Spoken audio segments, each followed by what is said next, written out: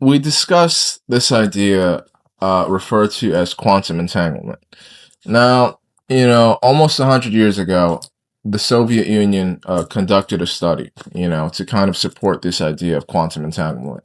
And the study involved two rabbits. There was a mother rabbit and her daughter rabbit, and they put the daughter rabbit in a submarine, put it on the bottom of the ocean, and they put a mom rabbit in Moscow, right? And the goal of the study was to prove that if something happened to the daughter rabbit, that the mother rabbit would experience some type of reaction in the brain, right?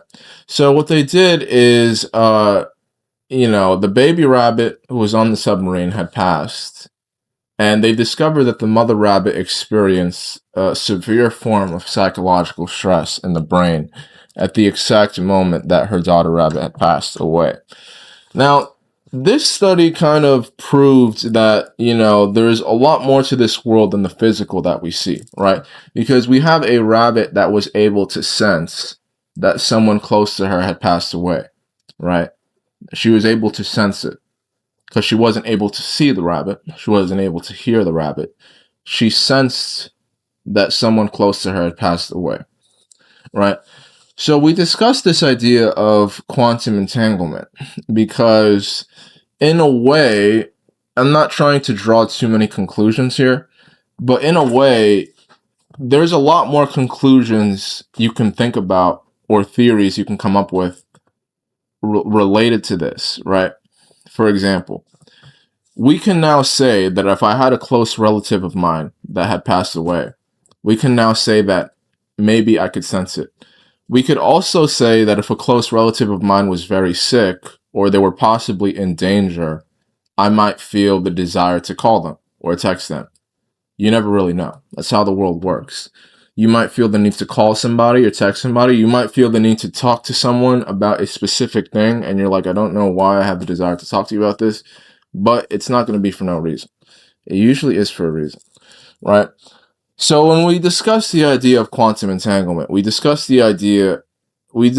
possibly a theory where everyone that you surround yourself with, we're not just talking about relationships here. We're talking about friendships, family.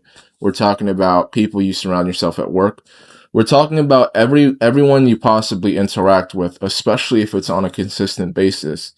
Maybe there is some type of connection here where a little bit of their mindset becomes intertwined with theirs, a little bit of their life becomes intertwined with theirs, a little bit of what they have going for themselves becomes intertwined with you. A lot of their feelings and susceptibilities becomes intertwined with you, right?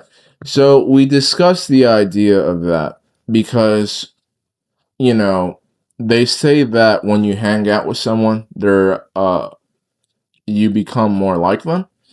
But we can take it even a step further, that when you hang out with someone, their energy becomes intertwined with theirs. That means even if someone says something that you don't agree with, almost the way that they think becomes intertwined with yours. So it goes without saying that you should be pretty careful about the people you hang out with, the people that you get yourself involved with in this life. Regardless of how you possibly view them, regardless even if you disagree with them, maybe sometimes you're trying to help the person. There is some kind of energy exchange. There is some type of emotional connection there. There is some type of, my mindset is going to rub off on you and your mindset is going to rub off on me. And sometimes you got to be careful how that happens, because sometimes you'll meet someone who has a negative mindset, who has a toxic way of viewing the world, who has qualities about themselves that are not that ideal for you. And those qualities will become intertwined with yours.